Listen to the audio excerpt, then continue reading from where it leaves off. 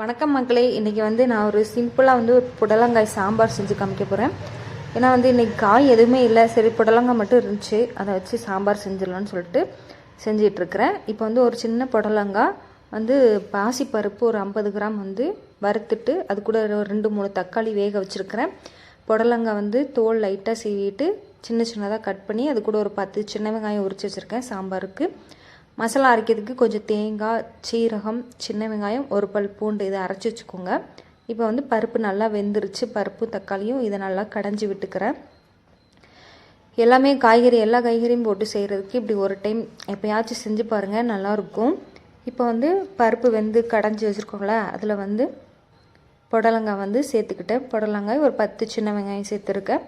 இது கூட உரப்புக்கு ஏற்ற மாதிரி வத்தப்பொடி, சாம்பார் பொடி, மஞ்சள் பொடி சேர்த்துக்கிட்டேன். ஒரு சின்ன நெல்லிக்காய் சைஸ் அளவு புளி சேர்த்துக்கோங்க. இப்போ எல்லாமே சேர்த்தாச்சு. தேவையான அளவு உப்பு போட்டுக்கிட்டேன். இது எல்லாத்தையுமே நல்லா கலந்து விட்டு நல்லா ஒரு 10 நிமிஷத்தில் இந்த புடலங்காய் வெந்துடும். வேக வச்சுக்கோங்க. இல்லை நீங்கள் குக்கரில் விசில் விட்டுக்கிறதுனாலும் விட்டுக்கலாம். நான் அப்படியே வேக வச்சுக்கிறேன். ஒரு 10 நிமிஷம் நல்லா வேகட்டும். இப்போ ஒரு 10 நிமிஷம் ஆயிடுச்சு, நல்லா வெந்துருச்சு.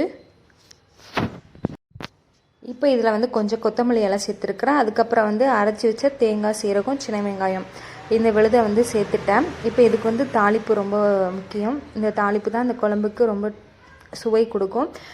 இப்போ பாத்திரத்தில் எண்ணெய் ஊற்றி கடுகு, சின்ன வெங்காயம் போட்டு நல்லா ஓரளவுக்கு கோல்டன் ப்ரௌன் வர அளவுக்கு நல்லா வதக்கி விட்டுக்கோங்க.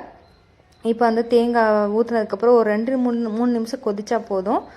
நல்லா கொதிச்சதுக்கப்புறம் இந்த தாளிப்பை இந்த குழம்புல சேர்த்துக்கலாம். இன்னும் கொஞ்சம் கலர் மாறட்டும் வெங்காயம். இப்போ பாருங்கள், எந்த அளவுக்கு ப்ரௌனாக ஆனதும் அதில் கொஞ்சம் கருவேப்பிலை, கொஞ்சம் பெருங்காயம் போட்டு நல்லா மிக்ஸ் பண்ணி விட்டு நம்ம செஞ்சுருக்கோம்ல அந்த குழம்புல சேர்த்துருங்க. இந்த மாதிரி செஞ்சு பாருங்கள், குழம்பு சூப்பராக இருக்கும். ட்ரை பண்ணி பார்த்துட்டு எப்படி இருந்ததுன்னு கமெண்ட் பாக்ஸில் கமெண்ட் பண்ணுங்கள். அடுத்து வேறு ஒரு வீடியோவில் பார்ப்போம். உங்களுக்கு ஏதாவது குழம்பு ரெசிபி வேணும்னா கமெண்ட் பாக்ஸில் கமெண்ட் பண்ணுங்கள். நான் செஞ்சு காமிக்கிறேன். அடுத்து வேறு ஒரு வீடியோவில் பார்ப்போம்.